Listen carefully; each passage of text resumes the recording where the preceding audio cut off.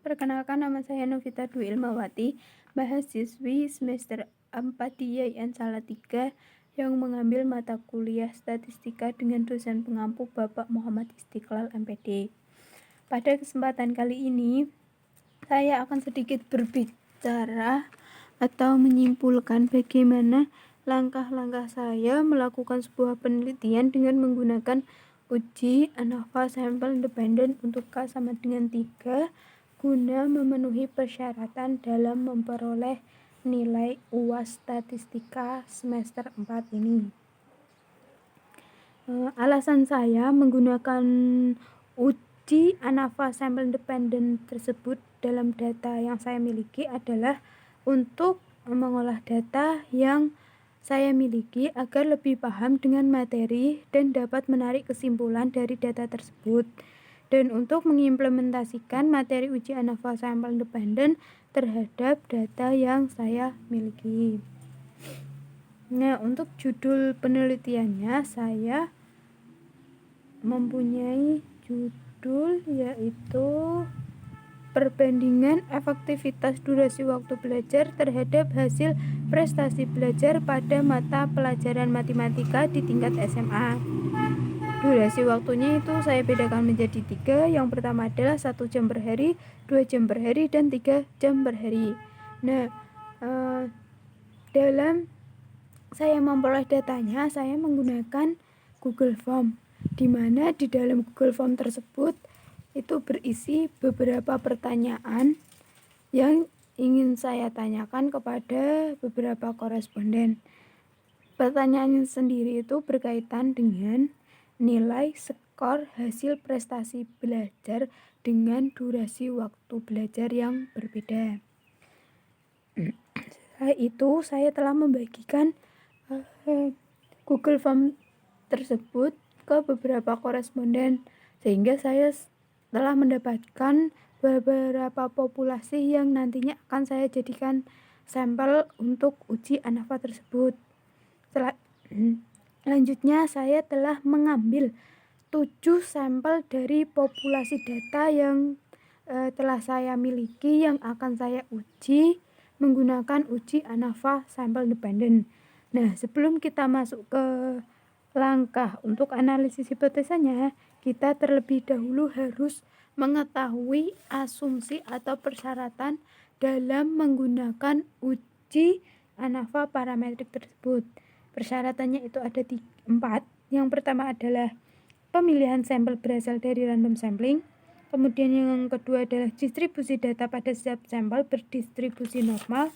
Dan yang ketiga adalah data harus bersifat interval atau rasio. Dan yang terakhir adalah desain penelitian yang diuji coba dengan menggunakan uji ini berasal dari Klessen True Experiment, atau bisa dilihat pada bahasan bab kedua pada buku Fajar Ismail yang berjudul Statistika untuk Penelitian Pendidikan dan Ilmu-Ilmu Sosial.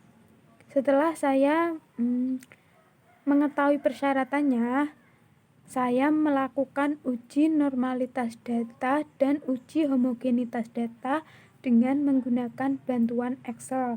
Nah, untuk uji normalitas data sendiri saya menggunakan uji Kolmogorov-Smirnov, dan untuk uji homogenitas datanya saya menggunakan uji F maksimal Hadley. Nah, setelah saya melakukan kedua uji tersebut, saya dapat menarik kesimpulan bahwa data yang saya miliki itu berdistribusi normal, sehingga saya bisa melanjutkan langkah untuk analisis hipotesanya. Jika data yang saya miliki itu tidak berdistribusi normal, maka saya harus mencari data yang berdistribusi normal atau yang sesuai dengan persyaratan pada uji statistika tersebut. Nah, setelah diketahui bahwa data yang saya miliki itu berdistribusi normal, kita bisa melanjutkan ke langkah untuk analisis hipotesa dengan menggunakan uji statistik ANOVA pada sampel independen. Nah, di buku halaman 314 itu terdapat beberapa langkah yang membantu kita untuk mendapatkan atau dapat menyimpulkan dari hipotesis dengan cara menerima atau menolak baik H0 atau H1. Nah, dari langkah-langkah yang sudah saya lakukan, saya bisa menarik kesimpulan bahwa F hitung lebih besar dengan F 0,01 atau lebih besar dengan nilai signifikannya 0,01 atau 7,32 lebih besar dengan 6,9 sehingga H0 ditolak. Kesimpulan penelitian ini adalah ada perbedaan rata-rata hasil prestasi belajar pada siswa yang diberi durasi waktu belajar yang berbeda. Nah, setelah kita sudah dapat menarik kesimpulan, kita sudah bisa berhenti sampai di situ. Namun, jika kita ingin mengetahui perbandingan antara durasi waktu belajar 1 jam dengan 2 jam, 1 jam dengan 3 jam, dan 2 jam dengan 3 jam, maka kita harus melakukan uji lanjut agar mengetahui perbedaan antara kelompok dengan menggunakan rumus T-Dunet. Namun jika kita tidak ingin melanjutkan uji lanjut, maka kita sudah bisa selesai sampai pada penarikan kesimpulan. Sekian penjelasan dari saya.